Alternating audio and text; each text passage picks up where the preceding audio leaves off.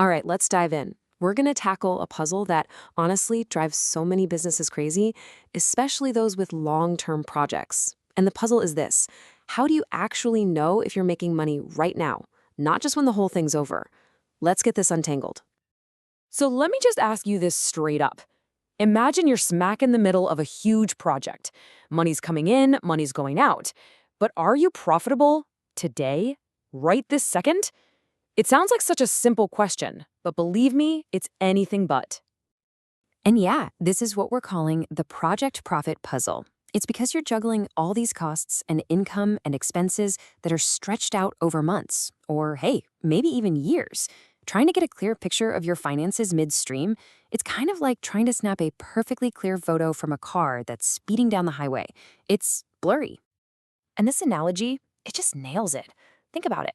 When you're running a business, do you need to know your split times at every mile marker so you can adjust your pace? Or can you just wait until you cross the finish line to see how you did? How you answer that one question, well, it pretty much defines your entire accounting strategy. Okay, so let's look at the two by-the-book ways accountants handle this. They're both what we call accrual-based.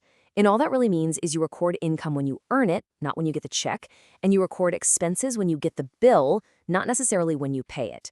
It's all about the timing of the event, not the cash. So it really all comes down to timing. The percentage of completion method, that's your marathon split time tracker. You're recognizing a little bit of profit as you complete each part of the work. But the completed contract method, that's all about the finish line. You don't book a single dime of profit or loss until that job is 100% done. And this table just lays out the big trade-off perfectly, doesn't it? Percentage of completion gives you that awesome real-time snapshot of how you're doing, but wow, it is a ton of work to keep up with. On the other hand, completed contract is super simple, but it means you're basically flying blind, sometimes for months, with no real clue if you're making money until the project is totally over. Okay, so the natural thought here is, well, why not just blend them? Try to get the best of both worlds. People definitely try this. They create something called a restated statement. It's a really great idea in theory, but in the real world, it usually just makes a bigger mess.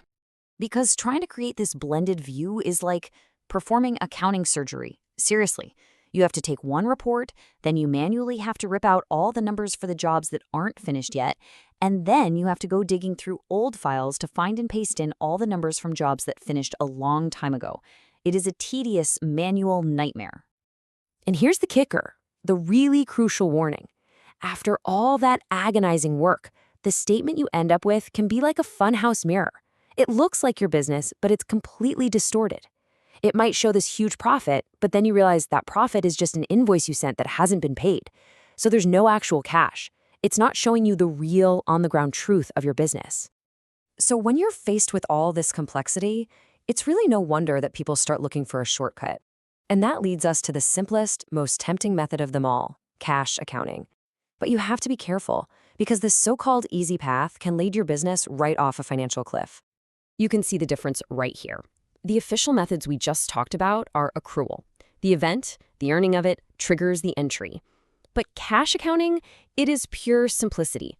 Cash comes in, that's income. Cash goes out, that's an expense. That's it. End of story. And man, this quote just hits the nail on the head. Is the cash method simple? Yes, absolutely. But it's an illusion.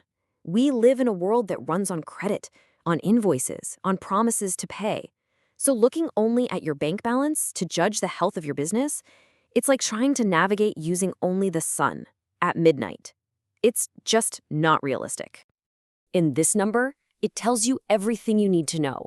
How many of the standard financial ratios, the tools that we use to measure a company's health and performance, how many of them actually work correctly on a cash basis statement? The answer is 0. A big, fat 0. It means you're making huge, critical decisions with no reliable data at all. So, if the by-the-book methods are way too complex and the simple method is dangerously wrong, where does that leave us? Are we stuck? No. It leaves us with a smarter way, a hybrid system that gives us the simplicity we want and the accuracy we absolutely need. You know that feeling, right? The end of the month, you're buried in all these complex journal entries and adjustments, and then you have to reverse half of them the next month. It's just painful. Well, the good news is there really is an easier way to do this. And here it is. It's an elegant 3-step solution. Step 1, run your day-to-day books on a simple cash basis. We're talking just bank deposits and checks written. That's it.